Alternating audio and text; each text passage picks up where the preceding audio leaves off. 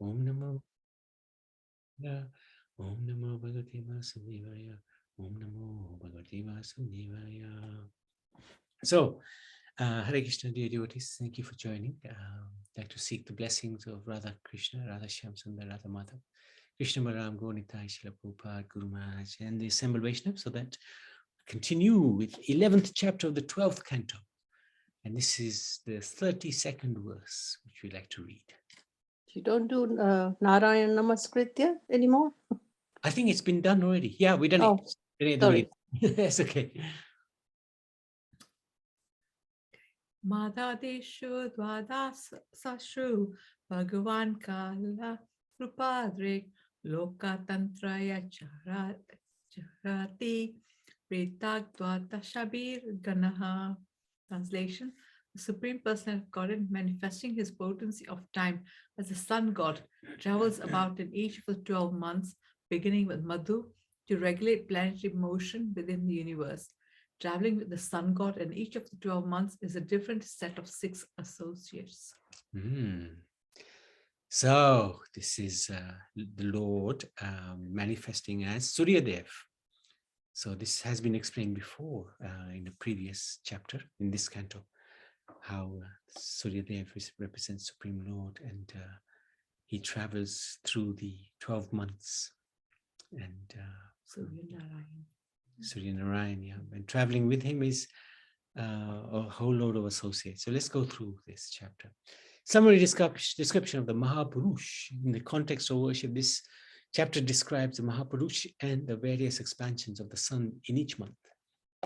So Shonak Rishi is requiring from Sutta Goswami, you are the best of learned men and a great devotee of the Lord. Can we inquire about you about the definitive conclusion of all Tantra scriptures, the process of Kriya Yoga practiced through worship of the Transcendental Lord? How the Lord's devotee conceives of his limbs, associates, weapons, and ornaments. So, Mahapurush is equivalent to the universal form.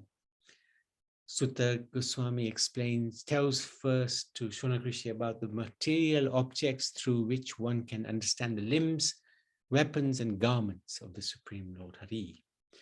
The universal form, Viratru, includes the 9 basic elements of creation, starting with the unmanifest nature and their subsequent transformations. Once instilled with consciousness, the 3 planetary systems become visible, in which the earth is his feet, the sky is his navel, the sun is his eyes, the wind is nostrils, the demigod of procreation is genitals, death is anus, and the moon his mind. The heavenly planets are his head, the directions his ears, and the demigods protecting the various planets his many arms.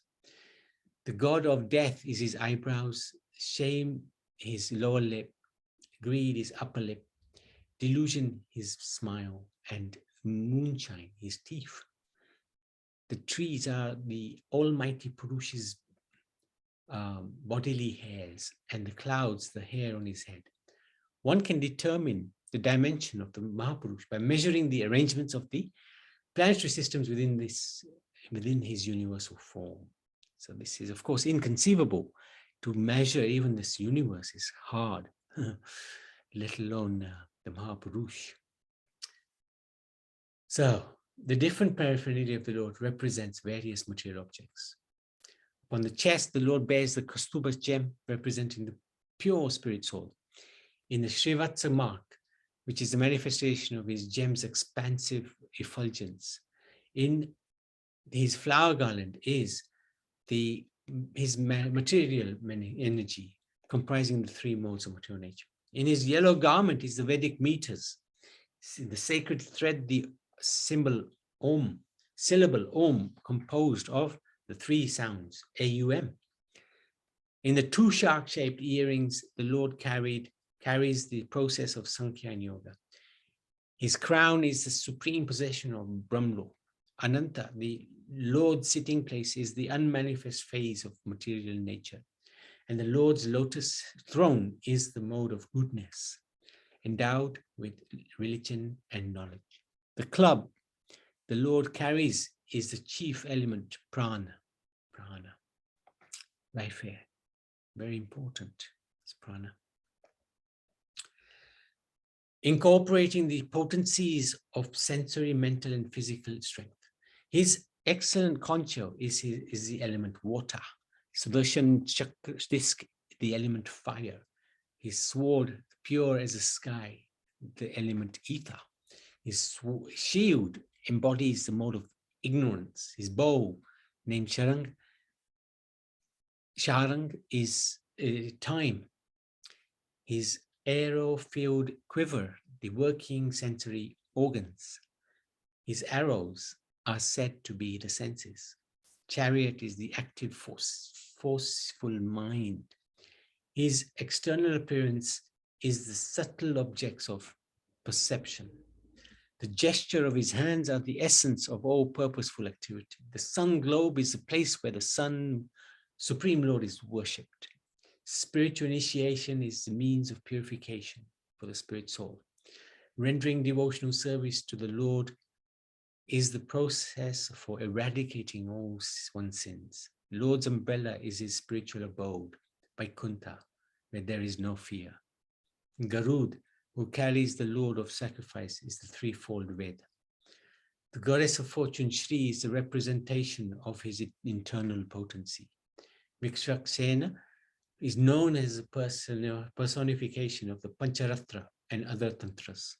The Lord's 8 doorkeepers, headed by Nanda, are his mystic perfections. The Lord Hari appearing in 4 personal expansions, each exhibiting major limbs, minor limbs, weapons, and ornaments. Through these distinct features, the Lord maintains the 4 phases of existence. By his material energy, he creates, destroys, maintains his entire universe. Oops. Sutta Goswami continues, O Krishna, you are the destroyer of those political parties that are disturbing elements of this earth. Your prowess never deteriorates. You are the proprietor of the transcendental abode, and your most sacred glories, which are sung by Vrindavan's cowherd men and women and their servants, bestow all auspiciousness just by being heard. O Lord, please protect your devotees. Anyone who rises early in the morning and with purified mind, fixed upon the Mahapurush, quietly chants the description of his characteristics, will realize him as the supreme absolute truth residing within the heart. So this is all the description of the Mahapurush, which is the universal form of the Lord. And we've heard this description a few times, not in exactly the same way, but there's always going to be some aspects which are different because the Lord is dynamic. But we've heard this maybe at least 10 times throughout the Bhagavatam, the different ways the universal form is expressed through the universe. So very interesting. So then Shonak Rishi, he asked, please describe to the different set of the different sets of 7 personal features and associates the sun god exhibits during each month, along with their names and activities. The associates of the sun god are personal expansions of the Supreme Personality of Godhead Hari in his feature as the presiding deity of the sun. So Sutta Goswami, he said, the sun travels among all the planets and thus regulates their movements. The sun god, being non-different from Lord Hari, is the one soul of all the worlds and their original creator. Only original creator because of Lord Hari. He is the source of all ritualistic activities and described in 9 aspects: time, place, endeavor, performer, instrument, the specific ritual, the scripture, paraphernalia of worship, and the result to be achieved. So this is pretty technical and quite difficult for us to actually understand and analyze. So we just take it as it is. Supreme Personality of Godhead, manifesting his potency of time as the sun god, travels about in each of the 12 months, beginning with Madhu, also known as Chaitra, to regulate planetary motion within the universe. Now, of course, the Big Bang theory, they believe that there was a big explosion and everything came into motion, which is really quite ridiculous. For anybody to accept that theory, you have to be quite foolish because explosion can never result in order, especially a massive explosion will be a massive chaos. But somehow or other, the scientists have convinced themselves that from this chaos can come great order in the whole universe. All the different movements within the universal forces, which is really very, very extraordinarily stupid, I would argue. Anyway, traveling with the sun god in each of the 12 months is a different set of 6 associates. So we go through all the different 12 months now. Do you fancy doing this? Blow your brain. As a sun god, Krishna Stali, as the Apsara Heti, as a Rakshasa Vasuki, as a Nag, so Vasuki as the Nag, Ratnakrit as the Yaksha, Pulatsya as the sage, and Tumburu as the Gandharva rule the month of Madhu. So all of these will come again and again, but just different names now. Aryaman as the sun god, Pulaha as the sage, Atahuja as the Yaksha, Praheti as the Rakshas, Unjikakstali as the Apsara, Narad as the Gandharva, and Kachanira as the Nag rule the month of Madhav. Mitra as the sun god, Atri as the sage, Purusaya as the Rakshas, Takshak as the Nag, Menaka as the Apsara, Haha as the Gandharva, and Rathaswana as the Yaksh rule the month of Shukra. Vashist as the sage, Varun as the sun god, Ramba as the Apsara, Sahajaniya as the Rakshas, Uhu as the Gandharva, Shukra as the Nag, and Chitraswana as the Yaksha rule the month of Suchi. Indra the sun god, Svasvasu as the Gandharva, Shrota as the Yaksha, Ilapatra as the Nag, Angira as the sage, Brahmocha as the Apsara, and Pariya as the Rakshas rule the month of Nabas. Vivashwan as the sun god, Ugrasen as the Gandharva, Vyagraha as the Rakshas, Asarana as the Yaksha, Brigu as the sage, Anumyocha as the Apsara, and Sankalpa as the Nag rule the month of Nabasya. Usha as the sun god, Dhananjaya as the Nag, Varta as the Rakshas, Susena as the Gandharva, Suruchi as the Yaksha, Kritachi as the Apsara, and Gautam as the sage rule the month of Tapas. Ritu as the Yaksha, Varcha as the Rakshas, Bharadwaj as the sage, Parajnya as the sun god, Senajit as the Apsara, Vishwa as the Gandharva, and Airavat as the Nag rule the month of Tapasya. Amshu as the sun god, Kashyap as the sage, Tarakshya as the Yaksha, Vittasena as the Gandharva, Urvashi as the Apsara, Vidyuchatru as the Rakshas, and Mahasankha as the Nag rule the month of Sahas. Bhag as the sun god, Bruja as the Rakshas, Aristanemi as the Gandharva, Orna as the Yaksha, Ayur as the sage, Kakotaka as the Nag, and Puvachiti as the Apsara rule the month of Pushya. Twashta as the sun god, Jamdagni as the son of Ruchika as a sage, Kambalaswa as a Nag, Tilottama as the Apsara, Brahmapeta as a Rakshas, Satyajit as the Yaksha, and Dhritarashtra as the Gandharva maintain the month of Isha. Vishnu as the sun god, Aswatara as the Nag, Ramba as the Apsara, Suryavacha as the Gandharva, Satyajit as the Yaksha, Vishwamitra as the sage, and Makhapeta as a Rakshas rule the month of Urja. Well done. Now all these sages, or I think all of these sages except one of them, we will be looking at as part of the Saptarishis. Very interesting. But yeah, whole lot of names and their different designations. Okay. In summary, Lord Sri Hari manifests himself in the form of the demigod of the sun, and the 6 types of associates traveling with him perform the following activities. So, what do these 6 types of associates do? The sages, they glorify the sun god with the hymns of the Samarig and Yujurved. The Gandharvas, they also sing his praises, but they sing his praises in a different way, not necessarily through hymns, but still they are regarded as some additions to the Vedic knowledge. The Apsaras, they dance before his chariot. So as his chariot is going, they're dancing. The Gandharvas are glorifying. The sages are also glorifying. The Nagas arrange the chariot ropes. The Yakshas harness the horses to the chariot, and the powerful Rakshasas push from behind. That's why the Rakshasas are there. They have a service as well. And then we have these incredible personalities. The 60,000 Brahmin sages known as the Valakilyas.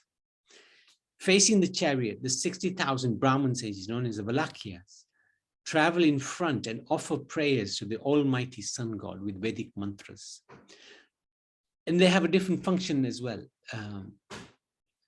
For the protection of all the world, the Supreme Personality of Godhead Hari, who is unborn and without beginning or end, thus expands himself during each day of Brahma into these specific categories of his personal representatives. So the Valakyas, actually, they also protect human life or the universe from the sun's rays. They're little thumb-sized Brahmins. There's 60,000 of them, very powerful. And again, we'll sort of touch upon them when we look at the Saptarishis. So that's quite an intense chapter with lots of names, lots of technical detail, which we'll probably very, very quickly forget. Srimad Bhagavatam ki jai. Any questions, any comments? Yes, Prabhuji, Hare Krishna. Hare Krishna. This Mahapurush form, I don't understand. What is it actually? It's a universal form. It's basically the universal form, but slightly differently explained than in the 3rd canto of the Srimad Bhagavatam. There's a much more extended explanation of the universal form. So this is a very brief. This is done in like 20, 30 verses. But in the Bhagavatam 3rd canto, there's about 5 or 6 chapters dedicated to universal form. Is it the same as the one who is like a shape of a dolphin? No, Is it? that is Sushumara. That's different. Sumara, yes, that is different. Shishumara. Yeah, this is more That's like, also, yeah, go on.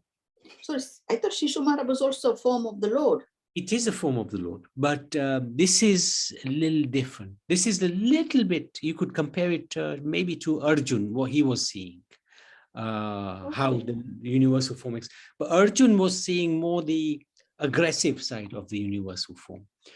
This is describing the creative side of the universal form. So it's a little different.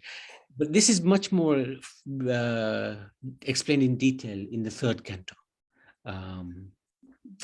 Where it's what's his name, Maitreya Rishi is describing to Vidur about the creation, and there he explains it in a lot of detail.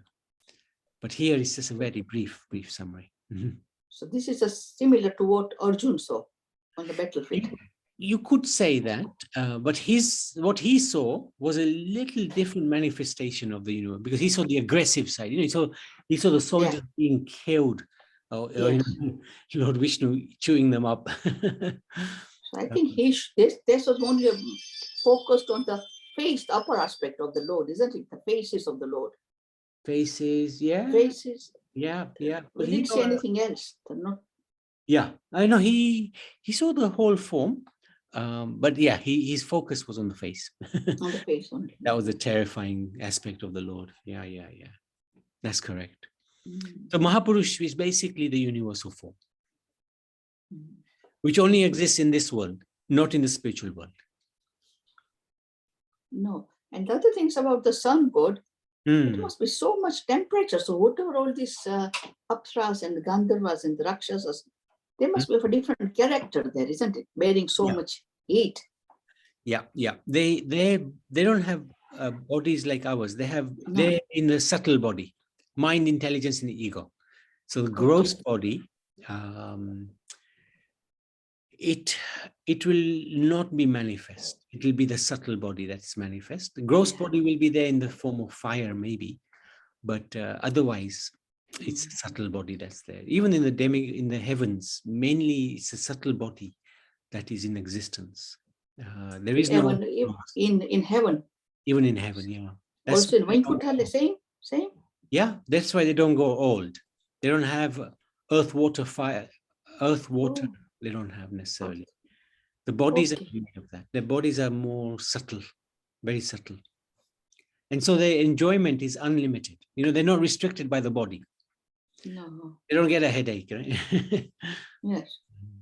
So, Yeah. Now my last question. The 60,000 Vaikalas, yes. they are in the front of the chariot. Yeah. So are they traveling backwards? Because they're facing the chariot, aren't they? Yeah, they're seeing that's right. They're very powerful, these Valakilyas, extremely powerful. But they're little thumb size. Yeah. So they must be traveling backwards. Yeah, that's right. And at great speed. Great speed. Wow. We can't imagine all this. Yeah, extraordinary. Extraordinary. Same with the sages, the Gandharvas, they're all in front of the sun god, praising him. The Asparas, Apsaras, they're all in the front. They're dancing in front of him. Before the chariot, yes. For the chariot. Yeah. Yeah, quite extraordinary. Quite extraordinary. Yes. Difficult This is to happening each day, every day. every day, and every month there's a new set of 6 every month. New sun. And these months are different, isn't it, Prabhuji? The what? The months, the name of the months, that's not like Gujarati months. No, but Madhu, it starts with Madhu, and that's Chaitra. Yes. Yeah. So we could probably work out all the 12 months and the Sanskrit names. Yeah. Yeah. Yeah. Yeah. Okay, Prabhu. Thank you. Thank you so much. Thank you for keeping up with this. Not easy. So well done though. Well done. Very good. Anybody else? Anything else? Okay. Srimad Bhagavatam ki jai.